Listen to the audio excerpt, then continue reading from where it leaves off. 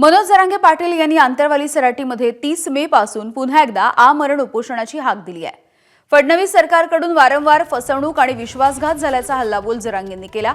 जरांगेंच्या आरोपांवरती मुख्यमंत्री फडणवीसांनी प्रतिक्रिया दिली। मराठा समाजाच्या कोणत्याही योजना बंद केलेल्या नाहीत। मी आणि शिंदेंनी मराठा समाजासाठी भरपूर कामं केलेली आहेत, अशी देखील प्रतिक्रिया मुख्यमंत्र्यांनी दिली आहे। तर लोकशाहीमध्ये प्रत्येकाला मत मांडण्याचा अधिकार असल्याचं देखील मुख्यमंत्री म्हणाले।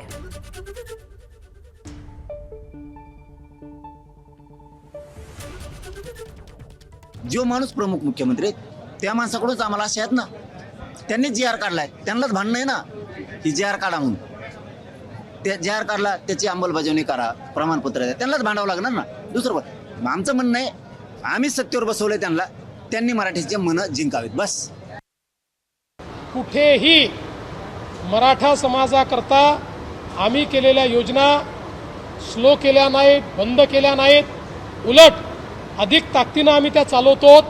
आणि जेवढं मराठा समाजाकरता मुख्यमंत्री म्हणून मी आणि एकनाथराव शिंदेजींनी केलं, मला वाटत नाही की महाराष्ट्राच्या इतिहासात कुठल्याच सरकारमध्ये झालेलं आहे।